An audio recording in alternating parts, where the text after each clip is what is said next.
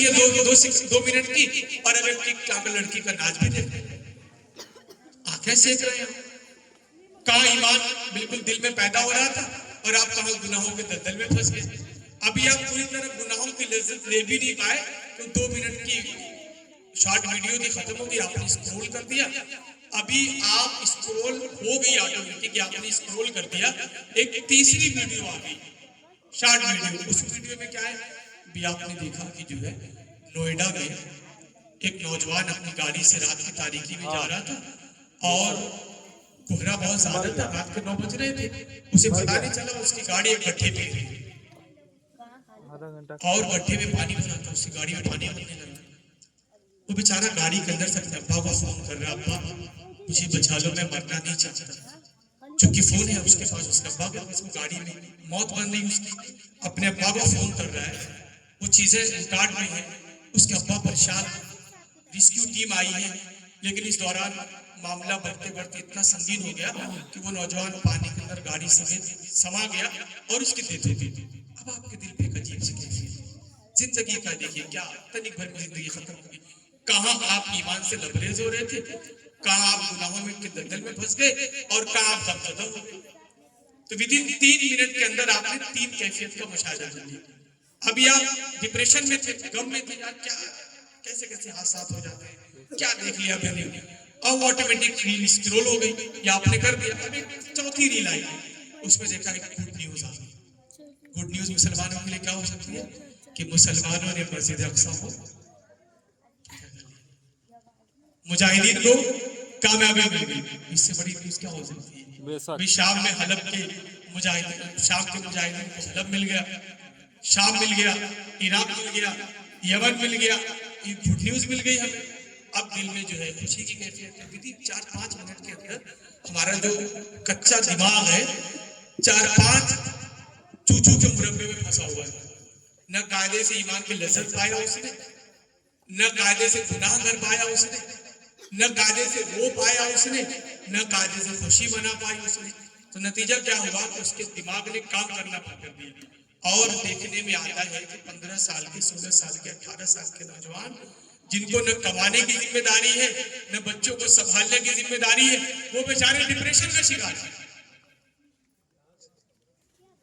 जो नफ्सियाती डॉक्टर है वो परेशान हो क्या रहा है। ये आज के जमाने का तोहफा है आपके बच्चों के लिए। अगर आपने अपने बच्चों को मोबाइल देकर मुतमईन हुए हैं, तो ये समझ लीजिए कि आपने अपने बच्चे को आग के गड्ढे में डाल दिया। मेरी माए बैठी हुई, मेरे घर में भी यही होता है। हो क्या रहा है कि एक 2 साल का बच्चा रो रहा है। हमारे बचपन में जब मेरे छोटे भाई भी थे, जब रोया करते थे शाम के वक्त में, चूंकि चूल्हे पे खाना पकाना होता था, तो शाम आसापास से चूल्हे जल जाते थे, 3 बजे चूल्हे जल जाते थे, फिर खाना उसी में पकाना, रोटी उसी में पकाना, चावल उसी में पकाना है, लकड़ियों से आग जलती थी। तो मैंने देखा कि जब हमारी छोटी बहन रोती थी, तो हमारी फूफियाँ और हमारी दादियाँ छोटे बच्चों को लेकर मोहल्ले में घूमने निकल जाया करती थी। बच्चों को बहलाने का, बच्चों को खुशलाने का यही तरीका था कि बच्चों को गोद में लेकर रोटियां सुनाई जाए, या उसे मोहल्ले पड़ोस में ले जाकर घुमा दिया जाए। बच्चे चुप हो जाते थे और अपनी दादियों से, अपनी फूफियों से, अपनी खालाओं से बड़े मानूस थे। आज क्या हो रहा है, आज बच्चा रोता है तो अम्मा उसके हाथ में मोबाइल पकड़ा देती है, बच्चा चुप हो जाता है। वो मोबाइल से बड़ा मानूस है, उसको अपनी अम्मा के चेहरे से भी कोई मतलब नहीं है, अपनी फूफी के चेहरे से उसको एलर्जी है, अपनी दादी से उसको दुश्मनी है। वो दादी का चेहरा देखकर रोता है, बुढ़िया मुझे कहीं लेके जाएगी, उससे अच्छा मोबाइल मिल जाए मुझे। तो हमने किस तरीके से समाज को बदल दिया है। एक और बात मैं आपको बताऊं, मेरी बहनें बैठी हुई, बुरा ना माने, मेरे नौजवान बैठे हुए, आपको भी बुरा नहीं मानना चाहिए। मैं समाज की तस्वीर बता रहा हूँ। हम लोग जब छोटे थे 30 साल पहले, तो हकीकत की दुनिया में जीते थे।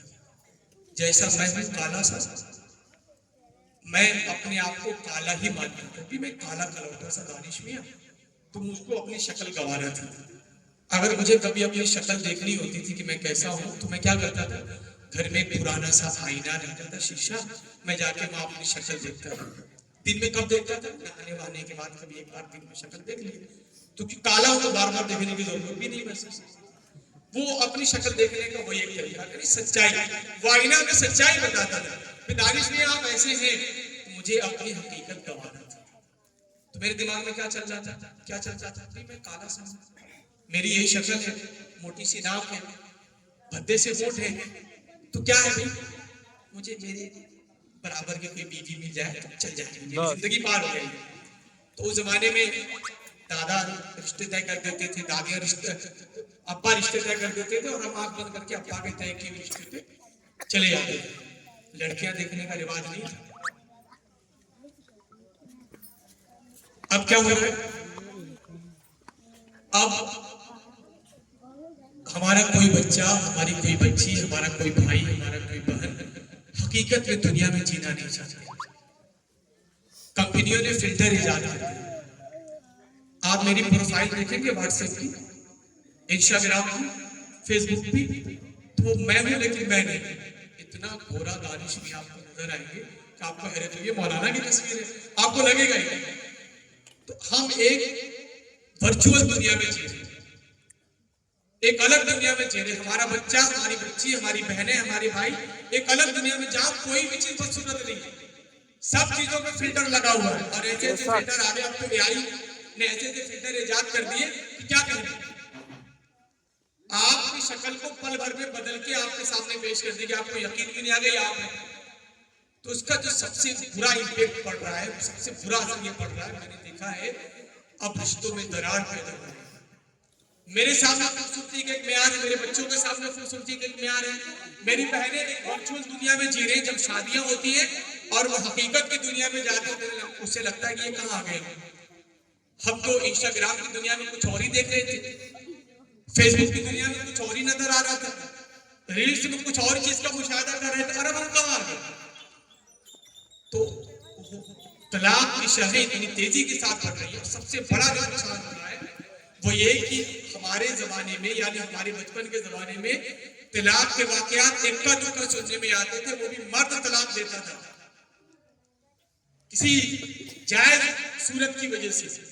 लेकिन आज सूरत हाल ये है कि औरतें खुला का मुतालबा कर रही हैं, हमें नहीं रहना इस नौजवान के साथ। क्यों भाई, अच्छा नहीं लगता, बस ये हमारे सुटेबल नहीं है, इसकी शक्ल अच्छी नहीं है, इसके बात करने का अंदाज अच्छा नहीं है। तो ये हमारे समाज का बहुत बड़ा अलमिया है।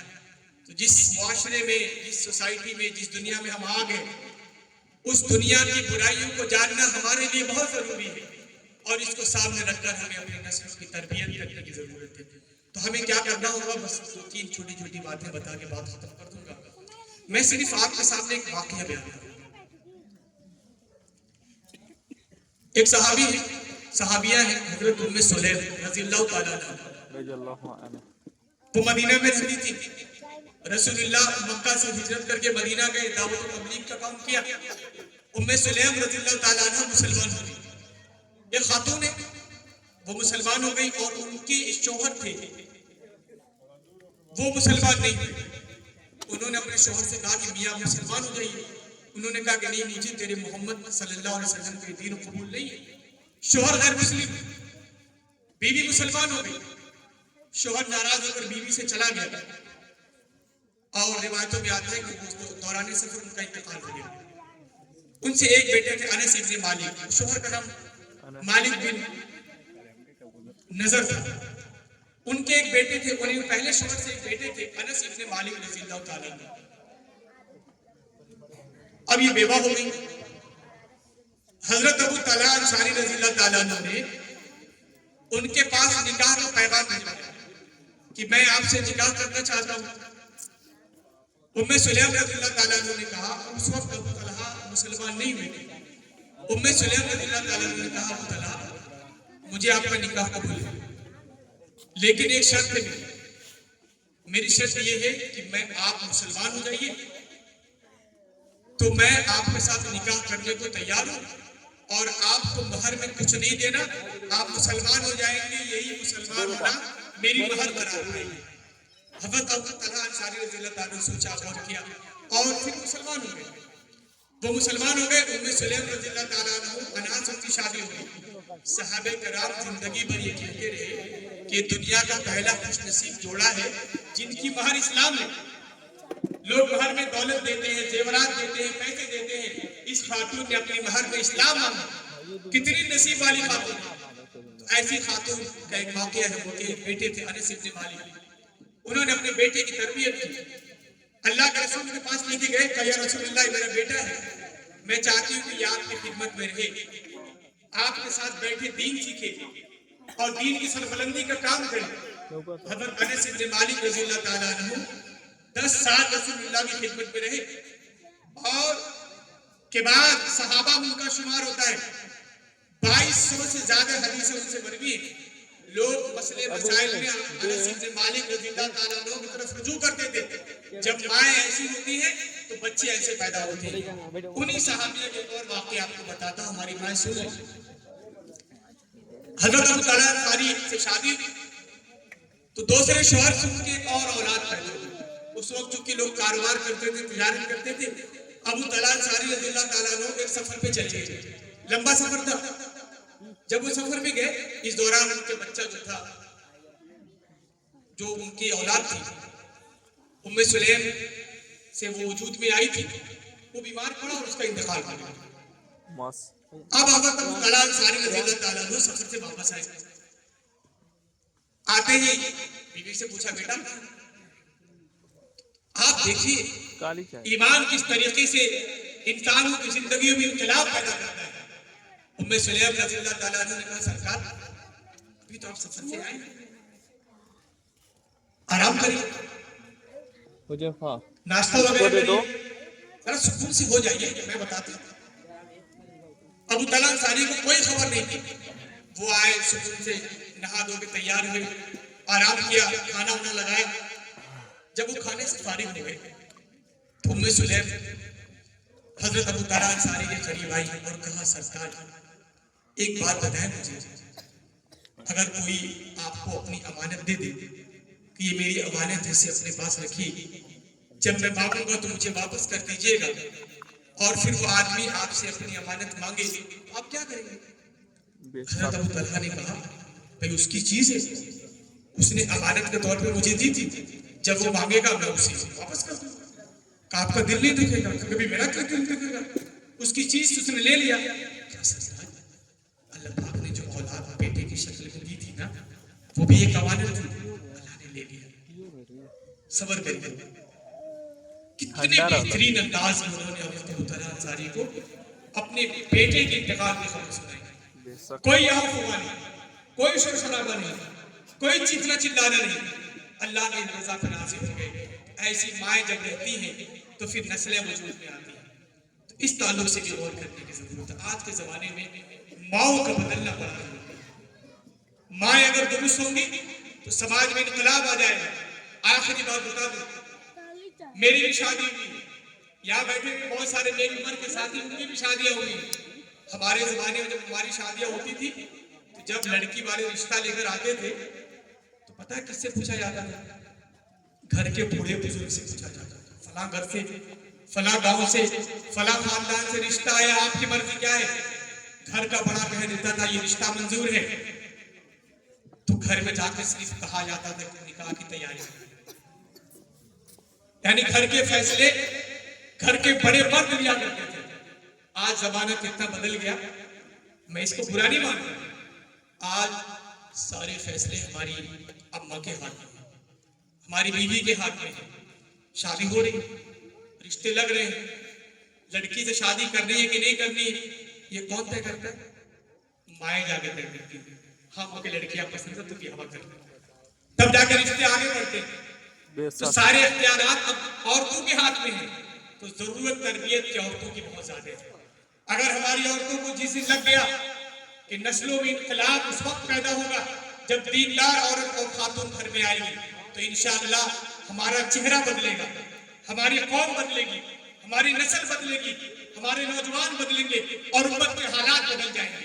आज उम्मत के हालात कितने दगरगोर है, आज उम्मत की तरजीहात कितनी अजीब गरीब है। बस मैं वही बात बता के बात खत्म करना चाहूंगा। आप देखिए मुसलमानों की तरजीहात देखिए, मैं अपने इलाके की भी बात करता हूँ और आपके इलाके की भी बात करता हूँ। चाहे घोसी की बात हो, चाहे मऊ की बात हो, चाहे मुबारकपुर की बात हो, चाहे मुसलमानों के इलाकों मुसलमानों की बाजारों की बात हो, चाहे नदवा सराय की बात हो, आप मुसलमानों के बाजारों में निकल जाइए, आपको वहां क्या मिलेगा? मुसलमानों की बाजारों में जो जिन मुसलमानों को अल्लाह पाक ने दौलत से नवाजा है, उनकी तरजीहात क्या है? वो मैच कराते हैं, क्रिकेट टूर्नामेंट होता है, वॉलीबॉल के मैच होते हैं, मुशायरे में पैसा खर्च किया जाता है, ढाबों की रौनक बनी जाती है। ये मुसलमान पैसे वालों की तरजीहात है। और आप गैर मुस्लिमों के दरमियान जाकर देखिए, जब गैर मुस्लिमों के पास पैसा आता है तो वो क्या करते हैं? वो स्कूल डालते हैं, कॉलेज डालते हैं, कोचिंग सेंटर डालते हैं, स्टडी सर्किल बनाते हैं, गाइडेंस सेंटर काम करते हैं, अपने नौजवानों को दारोगा बनाते हैं, सिपाही बनाते हैं, पुलिस बनाते हैं, जजेस और वकील बनाते हैं, सिविल ऑफिसर बनाते हैं, डीएम और एसडीएम बनाते हैं। और हमारे बुजुर्ग, हमारे बड़े अपने बच्चों को क्या बनाते हैं? ढाबे का कल्चर देकर उन्हें ढाबे वाली शक्ल में परवान चलाते हैं। इस मिजाज को बदलना होगा। मुसलमानों, अल्लाह पाक ने आपको बहुत दौलत से नवाजा है। मैं नहीं समझता लोग ये बात बिल्कुल गलत कहते हैं। मुसलमानों की हालत बहुत पसमादा है। अगर मुसलमान पसमादा होते तो उनकी शादियों में इतने बड़े बड़े जहेज नहीं दिए जाते। अगर मुसलमान पसमादा होते तो मुसलमानों की शादियों में लाखों लाख रुपया खर्च नहीं किए जाते। इसका मतलब यह है कि मुसलमानों के पास पैसा है, मुसलमानों के पास दौलत है, लेकिन हमारी तरजीहात गलत रुख में चली गई है। हमने समाज की जरूरत को महसूस नहीं किया। आज हमारे गांव के मकतब की क्या हाल है, आपके गांव के मकतब की क्या हालात है, यह आपको बताने की जरूरत नहीं है। आपके गांव के मकतब में पढ़ाने वाली ये उलमाए कराम, ये उस्ताज़े कराम, इनकी तनख्वाहें देख लीजिए, 5,000, 6,000, 7,000 रुपए की तनख्वाहें। होना क्या चाहिए था? ये दीन के नंबरदार हैं, दीन सिखाने वाले हैं। हम इनको 50,000 तनख्वाहें देंगे, ये हमारे बच्चे को हाफिज़ कुरान बनाएंगे, ये हमारे बच्चे को आलिम दीन बनाएंगे, ये हमारे बच्चे को कुरान पढ़ने का हक दिखाएंगे, ये हमारे बच्चे को जन्नत में जाने का रास्ता बताएंगे। ये बच्चे हमारे लिए भी जन्नत में जाने का जरिया बनेंगे। इनकी तनख्वाह 50,000। लेकिन हमारे समाज की तरजीहात देख लीजिए आप। ये बात बड़े दुख भरे लहजे में कहता हूं मैं कि अपनी तरजीहात को बदलने की जरूरत है और हालात की नब्ज को टटोलने की जरूरत है। आज आपके थाने में कोई मुसलमान सिपाही नजर नहीं आता। आपकी मस्जिदों की हिफाजत का मसला है, आपके मदारिस दुश्मन के निशाने पर है, आपकी कब्रिस्तानों के मसाइल दरपेश है। अगर आज हुकूमतों में होते, आप अगर आज सिविल सर्विसेज में होते तो आप अपनी आवाज को तेजी के साथ, बुलंदी के साथ कहने की ताकत रखते, लेकिन कोई आपको सुनने वाला नहीं। ना कायदे से आपके पास हाई कोर्ट में वकील है, न सिविल कोर्ट में वकील है, सुप्रीम कोर्ट की बात तो बहुत दूर की बात है। एक भी कायदे का मुस्लिम सुप्रीम कोर्ट में वकील आपको नजर नहीं आएगा। हम जाता रहे, हमारे बच्चे जाता रहे। इस ताल्लुक से भी सोचने की जरूरत है। अपने मकतब के निसाब को ऐसा बनाइए कि आपका बच्चे आगे चलकर के बेहतरीन मुसलमान भी बन जाए और एक अच्छा सिविल ऑफिसर भी बन जाए, एक बेहतरीन मोमिन भी बन जाए और एक अच्छा जज भी बन जाए, एक अच्छा मुसलमान अच्छा इंसाफ करेगा। तो मुसलमानों, मेरे नौजवानों, मेरी माओ और बहनों, ये आपकी जिम्मेदारी बनती है। ये नस्लें आपकी गोद में परवान चढ़ती हैं। आप अपने बच्चे को जैसा बनाएंगे, इंशाअल्लाह ये उम्मत मुस्लिमा का वजूद उसी हालत में पैदा हो जाएगा जैसा आप चाहेंगे। ये माए अगर ठान ले हमें अपने बच्चे की तरबियत करनी है, इंशाअल्लाह इनकलाब आएगा, आपके गांव में इनकलाब आएगा, आपके इलाके में बदलाव आएगा और इंशाअल्लाह हम मरते मरते वो दिन देखेंगे जब उम्मत मुस्लिमा हिंद एक ऐसी उम्मत बन के उभरेगी जो जमाने की क़यादत करने का सबक जानती हो। सबक फिर पढ़, सदाकत का, अदालत का, शुजाअत का लिया जाएगा तुझसे काम दुनिया की इमामत का। वमा अलैना इल्लल बलाग व आखिरु दावाना अनिल हम्दुलिल्लाहि रब्बिल आलमीन।